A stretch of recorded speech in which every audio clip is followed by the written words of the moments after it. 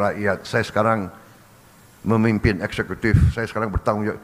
Saya sadar kalau saya tidak didukung oleh yudikatif yang hebat, yang kuat, yang berintegritas, sangat sulit untuk saya melaksanakan tugas saya untuk rakyat. Jadi saudara-saudara, saya terima kasih sama Ketua Mahkamah Agung. Saya ini kalau tidak salah dalam 6 bulan saya sudah 2 kali diundang ke sini. Ya, terima kasih. Dan saya tidak mau panjang lebar kasih sambutan karena saudara pasti sudah tahu ujungnya di mana. Betul? Ini pidato ini bagus banget ini.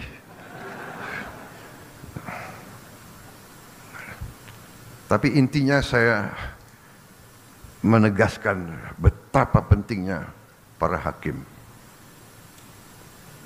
Anda adalah benteng terakhir keadilan.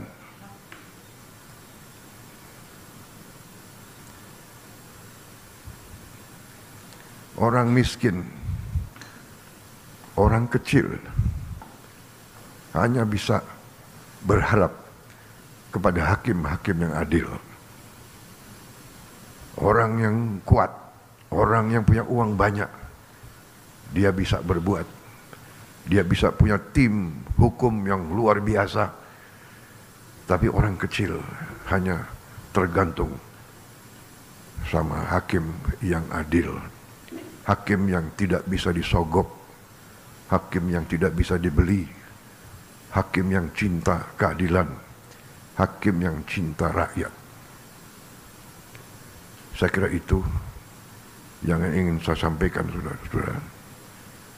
Rakyat Indonesia tergantung sama para hakim. Dan saya sebagai mandataris, saya sadar itu, dan karena itu saya perintahkan menteri-menteri saya ingin naikkan gaji seluruh hakim di Indonesia.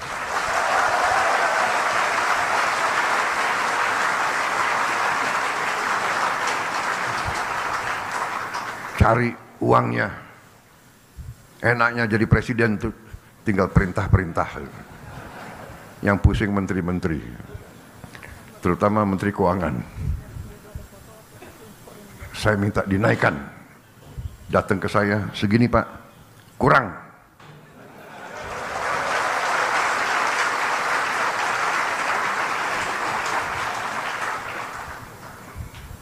Kalau perlu, anggaran lain saya kurangi. Di sini ada Panglima TNI dan ada Kapolri. Kalau perlu anggaran TNI dan Kapolri saya kurangi.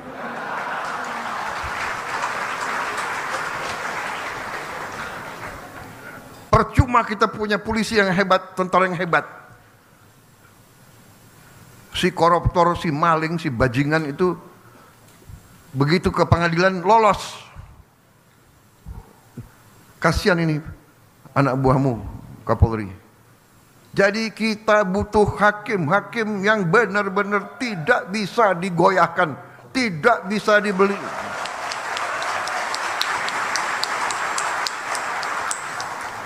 Dan begitu saya jadi presiden, saya kaget. Saya tanya, gimana kondisi hakim? Pak, para hakim sudah 18 tahun tidak menerima kenaikan. 18 tahun. Padahal hakim-hakim menangani perkara triliunan. Saya dapat laporan ada hakim yang masih kontrak. Tidak punya rumah dinas dan sebagainya dan sebagainya. Perumahan sudah kita tertibkan, mudah-mudahan segera akan dilaksanakan. Kita besar-besaran akan lakukan pembangunan perumahan.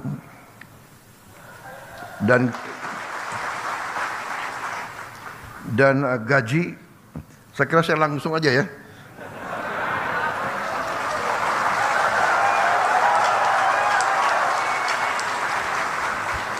Sebetulnya masalah gaji itu adalah paragraf kelima. Jadi masih ada 1, 2, 3, 4 paragraf lagi. Tapi udahlah, aku langsung aja deh.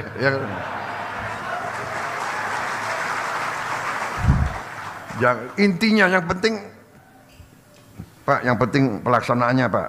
Jadi saya Prabowo Subianto, Presiden Republik Indonesia ke-8, hari ini mengumumkan bahwa gaji-gaji hakim, tentunya sebagai insan yang bertakwa, tidak henti-hentinya kita panjatkan puji syukur kehadirat Tuhan Maha Kuasa, Tuhan Maha Besar. Bagi umat Islam, Allah Subhanahu wa Ta'ala yang memiliki sekalian alam, hanya kepadanya lah kita berdoa dan hanya kepadanya lah kita minta pertolongan. Kita bersyukur atas segala karunia yang diberikan kepada kita, atas kondisi bangsa yang damai dan sejuk, atas kesehatan dan nafas yang masih diberikan kepada kita sekalian, sehingga kita dapat hadir berkumpul di tempat ini dalam keadaan tidak kekurangan sesuatu apapun. Saudara-saudara sekalian, Menko Infrastruktur yang saya hormati, terima kasih atas undangan ini, dan terima kasih atas penyelenggaraan dan pengaturan yang baik dan tertib. Juga terima kasih atas sambutan Saudara Menko, karena memang sudah lengkap, sebetulnya tidak perlu panjang lebar keynote address saya. Sudah lengkap kan yang beliau sampaikan. Tapi saya senang karena berarti saya tidak salah pilih Menko Infrastruktur.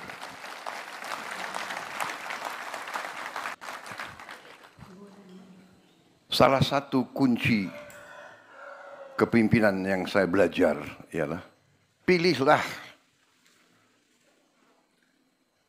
tim Anda yang terbaik yang bisa kau pilih. Itu yang saya belajar. Sama dengan kalau kita mau bikin tim sepak bola, pilih yang terbaik yang ada, ya kan? Kalau memang belum berhasil, minimal kita berusaha, kan begitu. Jadi kenapa saya sebut ini? Karena saya terus terang saja memberi pengarahan itu tidak terlalu sering, memberi petunjuk tidak terlalu sering, dan tidak terlalu lama. Saya memberi petunjuk kepada saudara Yudhoyono ini, saudara AHY, tidak sering dan tidak panjang lebar. Saya sampaikan ini intinya beliau bisa nangkap, dan saudara-saudara tadi ini yang beliau sampaikan inilah sebenarnya yang sedang kita kerjakan. Jadi saudara-saudara sekalian, kita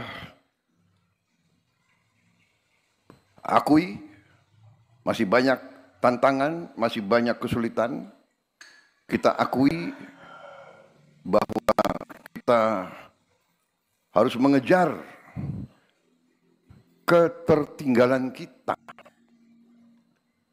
dengan perkembangan yang begitu dahsyat di dunia sekarang ini.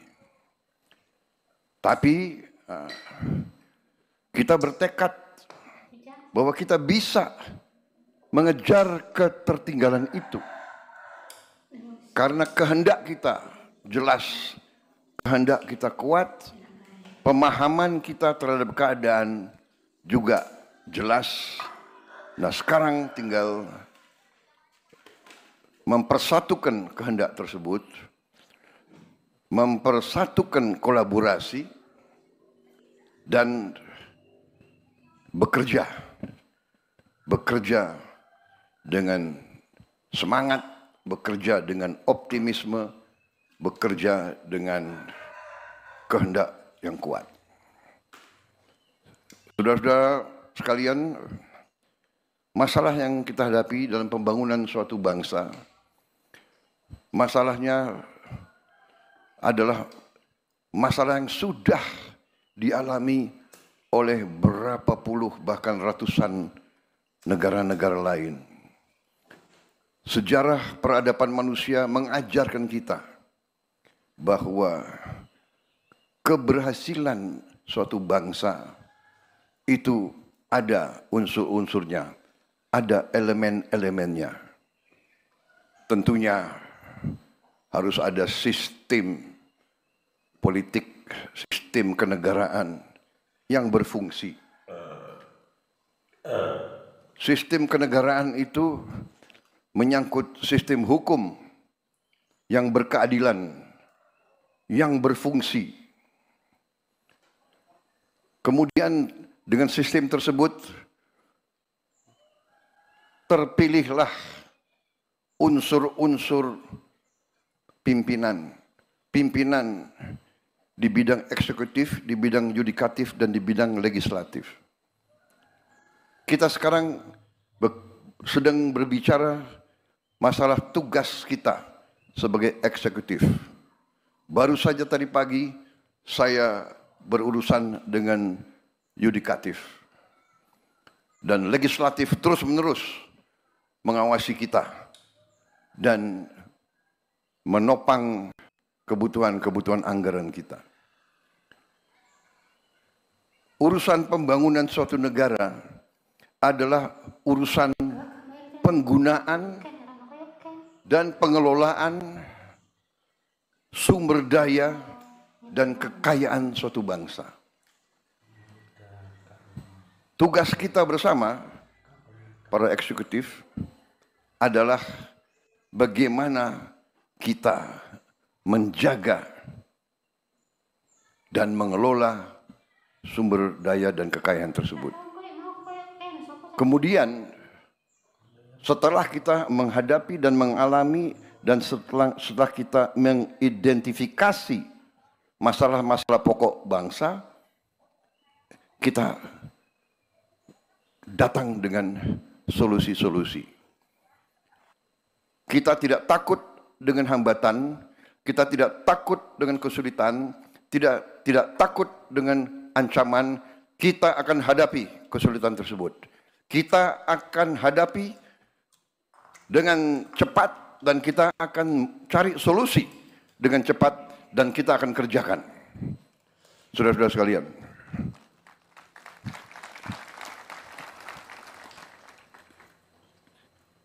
swasembada pangan, swasembada energi, swasembada air.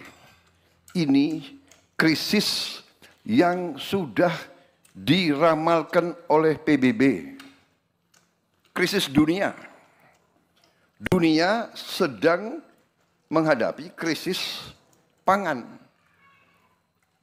Ratusan juta rakyat bumi sedang mengalami kelaparan sekarang. Banyak negara yang susah menghasilkan pangan. Kita bersyukur diberi segala nikmat oleh Yang Maha Kuasa. Lahan yang luas, yang subur, air yang cukup.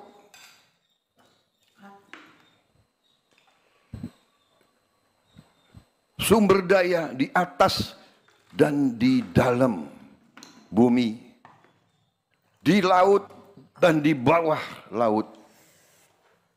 Segala kekayaan kita sesuatu yang patut kita bersyukur. Sejak saya ambil alih pemerintahan, saya belajar, saya lihat angka-angka. Saya takjub dengan kekayaan kita. Kekayaan kita luar biasa. Tapi saya juga sadar bahwa kita perlu lebih berani, lebih pandai mengelola kekayaan tersebut. Saya tidak malu-malu, walaupun di hadapan sahabat-sahabat di luar negeri saya juga tidak malu-malu. Kita harus berani mengatakan apa adanya. Kekurangan Indonesia adalah kita kurang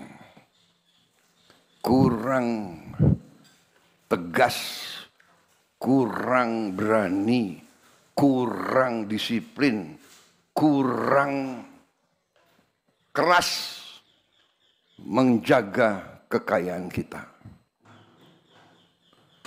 Terlalu banyak kekayaan Indonesia yang tidak sampai ke rakyat Indonesia.